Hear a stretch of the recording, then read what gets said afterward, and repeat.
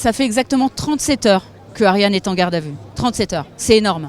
Moi, je parle de procédure d'exception parce qu'en 15 ans, c'est arrivé 2 fois. C'est arrivé à Ariane et c'est arrivé à notre confrère Alex Jordanov qui lui avait fait 72 heures de garde à vue.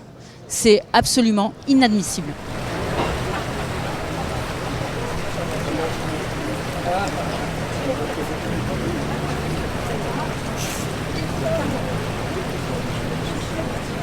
Hier matin, à 6h, à l'aube, au petit jour, les policiers de la DGSI ont perquisitionné chez Ariane Lavrieux.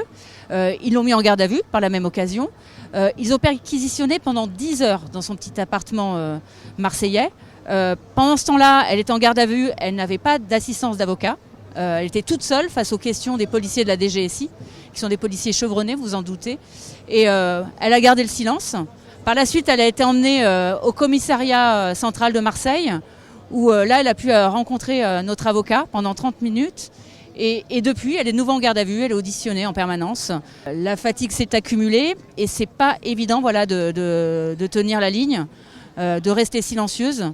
Même si elle a un autre avocat à ses côtés, cet avocat ne peut pas vraiment la défendre en fait, parce qu'il n'a pas le droit d'intervenir. On lui reproche une violation du secret défense, puisqu'elle a révélé dans plusieurs enquêtes que nous avons publiées sur le site de Disclose des secrets d'État, des scandales d'État en lien avec des ventes d'armes décidées au plus haut niveau de l'État français.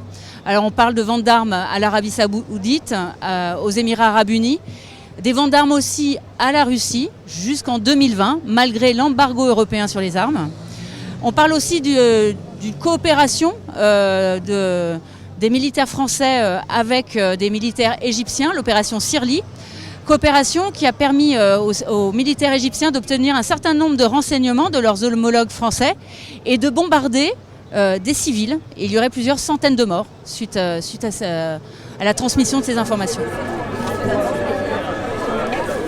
Le soutien est très important dans ce genre de période, vraiment le soutien moral des équipes de Disclose et d'Ariane. Ensuite, il y a eu une alerte sur la plateforme de protection des journalistes de l'Europe qui a été déposée. Ça veut dire que la France va être obligée de répondre.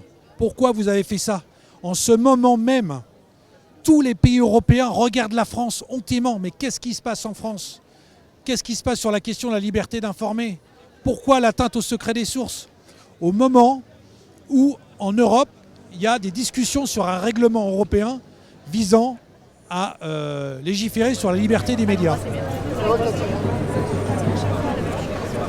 Nous demandons la libération immédiate d'Ariane Lavrieux.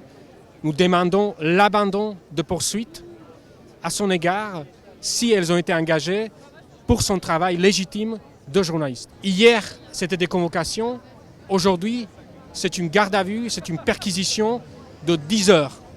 Les mesures employées qui nous ont choqués sont complètement disproportionnelles, sont abusives si elles visent à révéler le secret des sources d'Ariane Lavrieux dans le cadre de son travail légitime de journaliste, et tout porte à croire que c'est pour cette raison. Et donc cette intimidation, cette pression doit cesser immédiatement.